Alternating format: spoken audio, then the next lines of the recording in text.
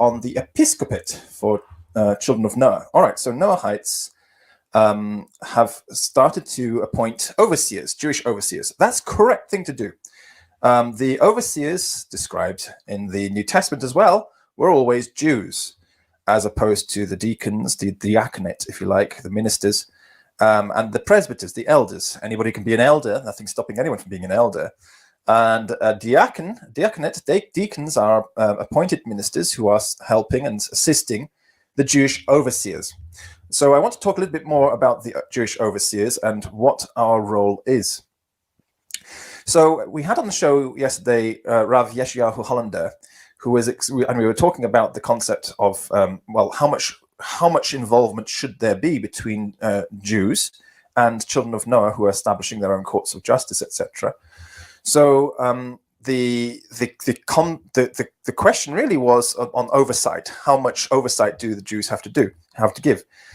And the general sort of idea is that non-Jews should be studying Judaism and basically setting up their own courts, if you like, and settling matters between them based on Judaism. So there shouldn't really be any judges for the Messianic Noahites because Jesus said, "Judge not, lest you be judged." But he did say to Messianic Noahites that the Pharisees sit in the seat of Moses, so do everything they say. So I suggested to Rav Yeshayahu Hollander that seems to mean that, at least in the case of Messianic Noahites, they would have to use something called an arbitration clause in contracts between each other, whatever kind of contract, marriage contract, business contract, any kind of contract, rental agreement. There should be an arbitration clause which would appoint the Perushim, the Pharisees, as arbitrators in the case of a disagreement where things couldn't be settled. Of course, I'm suggesting that they should settle before they have to go to the courts. So this is based on two primary points that Jesus said. 2 points of Jesus' halacha, if you like. One, that the Perushim sit in Moses' seat, the scribes and the Perushim sit in Moses' seat. And number 2, judge not, lest you be judged. So therefore, there have to be somebody else who's doing the judging. But Rav Yeshayahu Hollander suggested, of course, that we should have the Chavarim should be appointed for the Beit Din should be appointed by the Noahites. So that might mean that for basic contracts, setting it up, that there should be an office appointed from the Noahites themselves, and that they should try to avoid. And so, in order to be in harmony with what Jesus said, they should try to avoid conflicts in case it has to go to the Perushim, and then the judges will judge on the matter for them. I suggested that maybe the judge there really is Judaism, and in fact, it should be really about the rule of law. So the rule of law, and the law being Jewish law, means that you don't need a judge. Everybody just needs to know the law, because the law therefore would be perfect. If there's like judge not means that the law is perfect, you don't need a judge. But try to settle things before going to court, because if you go to court, you might find yourself on the wrong end of the law. All right. And the end result was, well, then what is the role of the overseer? What is our job as Jews? And I think it's in clarifying dispute, when there is dispute between children of Noah concerning Judaism, that they do have to then ask the Jews for clarity on certain points. For example, if you have a decision made in a Noahide court, and one of the people or somebody in the congregation is not happy about that, they should have the right to appeal to a Jew, to ask the Jew to see, do you think this is really a Judaic way of understanding the law, or has it been misinterpreted? And that should be the oversight, like the ombudsman sort of role. So I think that the role of Jews really is an ombudsman sort of role, and providing oversight on matters like that. And that way, as Yeshayahu Hollander said, we won't be spending all of our time in the Olam Haba, in the world, or the Messianic world, Messianic era at least, to sorting out disputes between children of Noah. That wouldn't be a very restful way to enjoy, your vine and your fig tree, if all you're doing all day, every day is settling disputes between children of Noah. So definitely some kind of oversight we have to provide. That's clear. And if we don't, obviously things have gone wrong whenever oversight has been sort of ignored. Now, what we have seen happen when the overseers are abandoned, that Jewish overseers are abandoned, is that in history we see that Christianity appointed its own overseers, and Islam also did the same thing. And we're starting to see it again, and that's what we were talking about yesterday as well with Yeshua Hollander. We're starting to see it again with this Noahide movements, that some of them are going off on their own, starting to call themselves Ger Toshav, and not really thinking that they have anything, they don't need anything to do with Judaism or Jews at all, or that they understand Judaism their own way, and they don't need to consult Jews or have Jewish oversight at all. And they're pointing, therefore, their own Ger Toshav ministers, if you like, or masters of religion, who are even mocking and laughing at Jews. You know, there are plenty of cases where you've got a Ger Toshav who is pontificating on Judaism and mocking a Jew, for example, over a matter like the creation, 6 days of creation. So, typical example, somebody who used to be a Protestant decides that, okay, I see the point and the logic in being a child of Noah. They want to become children of Noah, but they say, look, the child of Noah, Noahite, is not a biblical term. I prefer a biblical term. I'll call myself a Ger Toshav, and studies Judaism and starts interpreting it their own way, but they still have their baggage from their Protestant days and say, look, there are 24-hour periods in which the world was created. In other words, the idea that the world was created in 144 hours, 144 Earth hours. Now, there is no basis anywhere in history for the concept that the world was created in 144 Earth hours, modern day Earth hours. There's no basis for this in Judaism at all whatsoever. But if a Jew comes along and says, no, that's ridiculous, there's no such idea in Judaism, that Ger Toshav might then start mocking the Jew along with his supporters or her supporters, and saying, well, they don't understand Judaism, do they? And then coming up to presenting their own ideas, which are through their own lens.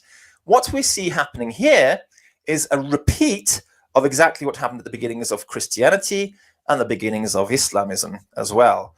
In other words, yet another false religion emerging because of lack of respect for the office of overseer, the Judaic office of overseer, where the Jews are to be consulted as overseers. So I'm thinking to myself that there has to be a particular attitude. You've got some anonymous situation where two children of Noah are having a discussion, and then a Jew walks past and hears and says, no, that's not the way it is. It's like this. Now, the two children of Noah don't realize that the person who's walking past happens to be a Jew. What should the attitude be when the third person comes in and starts correcting them on matters of Judaism? What should be the correct response? And the answer is, if it's not a response that you would give to your overseer, then you shouldn't give it at all. Even though the person might not be an overseer, the first response should be one as if it is your superior, your overseer, who could correct you and whose word you have to accept with regards to these topics. So your response should be always polite and humble. If your response is arrogant and stroppy, bossy, then you could end up losing face, of course, when it turns out that there's a Jew there. And then, of course, you won't really want to lose face, and then you'll try to undermine that Jew's authority and end up having a kind of displacement theology, replacement theology, supersessionism, anti-Semitism. You see the whole thing comes out again. The same old beast raises its head yet again. So we have to be aware of this. We have to be on top of this. You have to be thinking about how to respond to an anonymous person who comes in and corrects your understanding of Judaism as a non-Jew. As a non-Jew, you're going to have your understanding of Judaism, maybe based on a lot of research, but if along comes this person and says, no, your understanding is erroneous, what should your response be? I suppose your first response should be, are you Jewish? Like that. Not angrily, politely. Are you a Jew? Are you Jewish? Oh, that's interesting. Are you Jewish? And if the answer comes back, yes, I'm a Jew, then it was a good thing that you asked that, because if you had said, no, you don't know anything about Judaism, you'd be in trouble then, because this is your overseer. So who's qualified to be an overseer? Basically, any Jew, any religious Jew is qualified to be an overseer. Somebody who is a believer in Judaism and a Jew who believes in Judaism should be qualified enough to be your overseer. It can be that they might say things which are erroneous. It can happen. But your response to them should always be polite and submissive, and then perhaps appeal to other Jews later. Okay, or you could bring up a Jewish source and say, well, I heard this source. But you must never say, bring your sources to the overseer. They are your overseers. It's your duty to bring your sources if you have a different opinion. So if you have a different opinion, you have to bring your source. Well, I say, I've seen this source and it says that. Is that the way you understand it? And then the Jew should say, well, I've never seen that source. Or they might say, oh, I know that source very well, but you're understanding it wrongly. This is how you have to understand it. So this is the way that the structure should be. And if you have this approach, this humble approach, then there should be no conflict ever.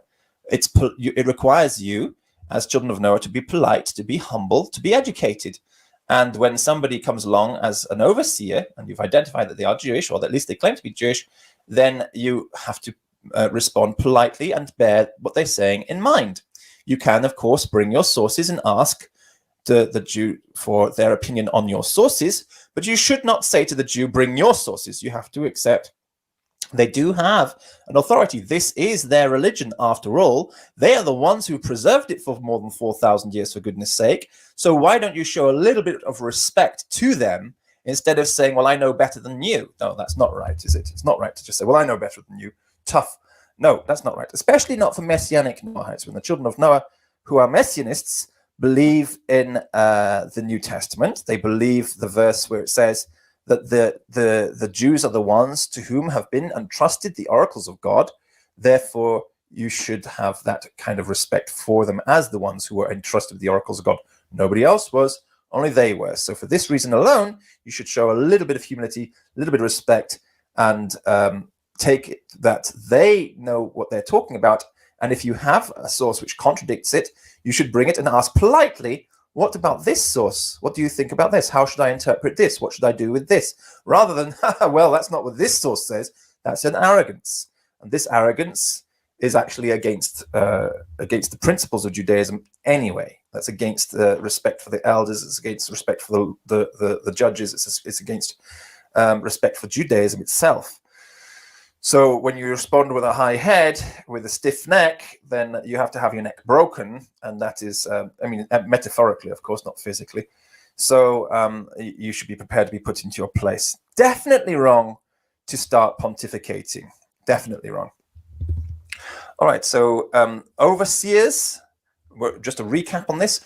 Overseers are the Jews who practice or believe in Judaism. Okay, they should be practicing Judaism if they believe in it. They have a right to be respected as the ones who were preserving Judaism all this time. Nobody else was, only the Jews were. So they need to be respected for that. They have carried out their role very, very well. And the best way to respond to news or correction on your view of Judaism is with polite humility. With polite humility. Don't go boasting about your qualifications. Don't go boasting about how old you are or anything else. Polite submission and humility. That's the way to do it. If you have a source which is in disagreement with the Jew, you have to bring your source and ask, what about this? How should I read this? Not with haughtiness saying, well, you're wrong, this source disagrees with you. That's not the right way to do it. Leave the Jews to do that between ourselves. That's not your position to do. Okay, so it's really about humility and being sort of gentle believers, not trying to have one-upmanship against the Jews, never, nor against each other, because as I said, you don't know if the third person who comes along between you when you're having a discussion, you don't know if that third person is a Jew or not.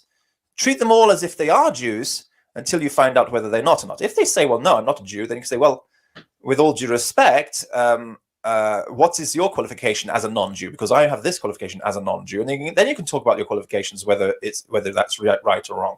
And if you still have a dispute, then you're going to have your dispute settled by the Jew, who is the third party there. So try to settle your disputes with each other politely. Anyway, end result is polite settling between yourselves, and having a good and humble attitude towards each other. Then you will never be going astray. The role of the Jews, they are the scribes and the Pharisees who sit in the seat of Moses. Your role, do not judge not lest you be judged. Leave them to do the judging. They are your overseers. They are the ombudsman for when you have a dispute which is not getting settled. You can't settle between yourselves.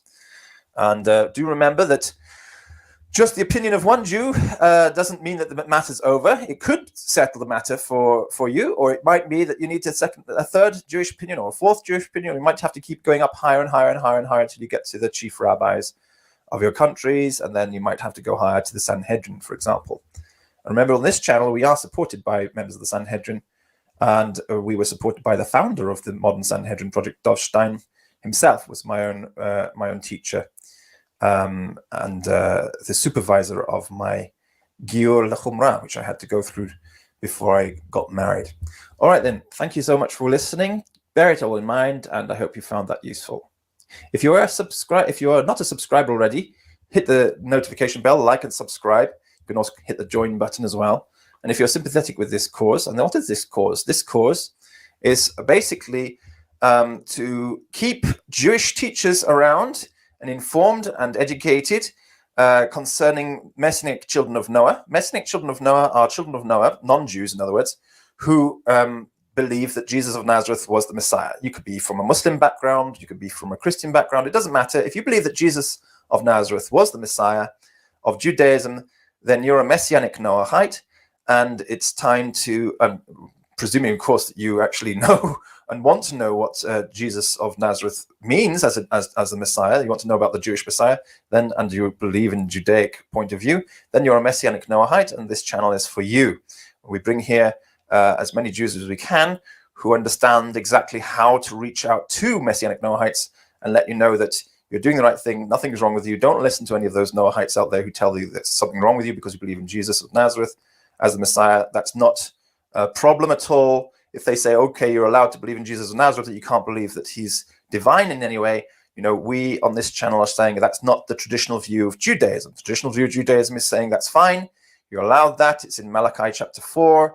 I think it was verse 5 we were looking at yesterday with Rav Yeshua Holahunda, showing that it's absolutely totally fine for you to believe that. And the only important thing is that you get your wisdom and start learning about Judaism and respecting the Jews as your overseers in this case, which Rav Yeshua Holahunda, not being somebody who believes in the teachings of Jesus of Nazareth, would disagree with, but accepts that is anyway the teaching that Jesus gave his disciples. So if they are going to be his disciples and followers, then they are going to impose themselves upon the Jews more, and that means that we have a responsibility. My position, of course, as I've argued with Rav Yeshua Holahunda, is if we don't take a position of responsibility and oversight, it's going to turn into another Christianity, another Islamism, and that's what's happening right now with this new Noahide movement. It's going off on its own. And having, again, as a kind of a we don't need the Jews sort of situation, which is always the root and the origin of the problem. It starts off as we don't need the Jews, and it turns into later we have replaced the Jews, and then later it turns into attempts to get rid of or hurt or harm the Jews and the Jewish people. So my view on that is that we need to be active and taking an active part, an active role in our the job which was given to us, whether we wanted it or not, by Jesus of Nazareth, when he said, the Pharisees sit in the seat of Moses, the scribes and the Pharisees sit in the seat of Moses to do everything they say, and also said to his disciples, judge not. I mean, it means we have to judge to a certain extent. All right, then. Now, I've got a link just before I go, 20 minutes up here, so I'll just put in the link for the Discord if you are interested in this project and you want to join it. As I said, you can hit the like and subscribe button. You can also click the notification bell. You can join the channel here on YouTube. And if you want to, you can also join us on Discord. We have a Discord server, and the link is coming up into the chat just